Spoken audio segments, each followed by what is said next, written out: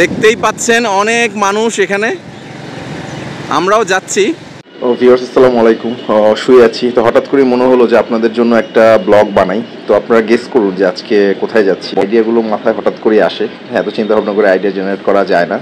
তো সঙ্গেই থাকুন, দেখাচ্ছি আপনাদেরকে কোথায় নিয়ে যাচ্ছি। গোয়া থেকে সরাসরি বাইকের উপর। তো বলেছিলাম যে আপনাদেরকে নিয়ে ঘুরতে বের হবো, যে এই যে ঘুরতে বের হইছি, এই যে উপরে দেখতে পাচ্ছেন যে মেট্রো স্টেশন, তার মানে এখানে যেখানে যাচ্ছি সেখানে মেট্রো স্টেশন আছে। তো আমি বাইকে যাচ্ছি, আপনারা হয়তো পরিবার পরিজন নিয়ে মেট্রো দিয়ে আসবেন। তো পরিবেশটা সুন্দর, তো চলেন যাই, ইনশাল্লাহ দেখা হবে স্পটে, সঙ্গেই থাকুন। এই যে আমরা কাছাকাছি চলে আসছি, বামে মেট্রো রেল দেখতে পাচ্ছেন, ডানে কিছু ঝোপঝাড় রয়েছে।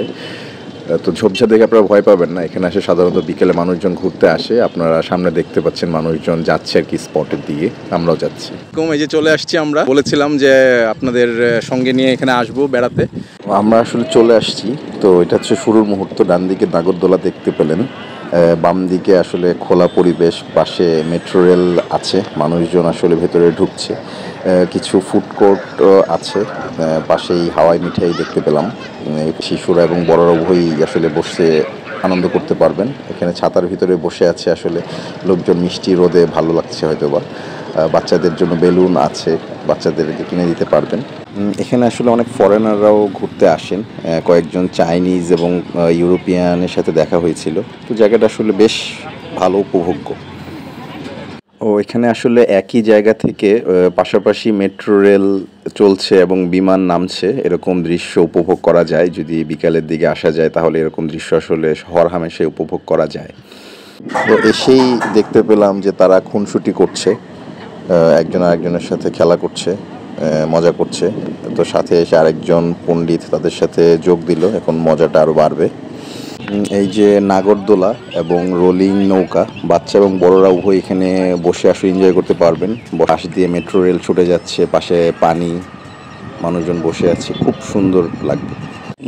সূর্যটা ডুবে যাচ্ছিল, তো গোধূলি বেলায় মানে এত সুন্দর লাগছিল আসলে, এটা আসলে চোখে না দেখলে ভাষায় প্রকাশ করার মতো না। তবে জায়গাটা একটু অপরিষ্কার, মানুষজন এখানে আসলে ময়লা ফেলে অপরিষ্কার করে ফেলছে। যদি কিছু ডাস্টবিন এখানে আসলে প্রোভাইড করা যেত তাহলে পরিবেশটা হয়তো আরও সুন্দর থাকতো। দৃষ্টি আকর্ষণ করছি সকলের, যারা কর্তৃপক্ষ আছেন এবং যারা ঘুরতে যাচ্ছেন সকলের। আসলে যদি পরিবেশটা আপনারা সচেতন না থাকেন তাহলে পরবর্তীতে আমরা এসব জায়গায় আসলে আর ঘুরতে যেতে পারবো না, অপরিষ্কারের জন্য। এখানে এসে আসলে আমি ওই আধুনিক কৃষক হওয়ার চেষ্টা করেছিলাম, ব্যাপারটা হাস্যকর ছিল। আমি আপনাদের রেকমেন্ড করবো আপনারা এখানে আসবেন ঘুরতে, পরিবেশটা আসলে খুব সুন্দর।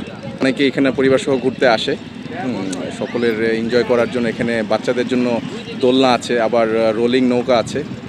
তো যদি একটা কোয়ালিটি টাইম স্পেন্ড করতে চান পরিবারের সাথে, এখানে ঘুরতে আসতে পারেন।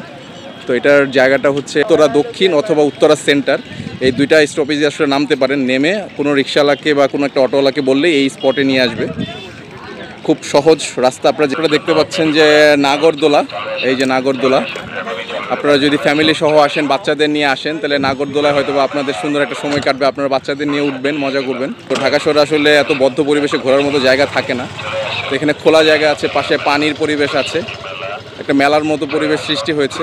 তো আপনারা আসবেন, ঘুরবেন, আশা করছি ভালো লাগবে। আর নাগরদোলাতে উঠতে বাচ্চাদের জন্য 50 টাকা লাগবে, পার পারসন 50 টাকা নাগরদোলা। আপনারাও পরিবার পরিজন নিয়ে আসবেন, ইনশাল্লাহ আশা করি জায়গাটা আপনাদের ভালো লেগেছে। পরিবেশটা খুব ভালো, শান্ত, এবং যদি খাওয়ার কোনো ইচ্ছা থাকে তাহলে আপনারা ফুচকা খেতে পারবেন, বা এখানে পাঁপড় ভাজা আছে। তো আপনারা যদি একা আসেন বা পরিবার পরিজন নিয়ে আসেন, ঘুরতে পারবেন, ভালো লাগবে।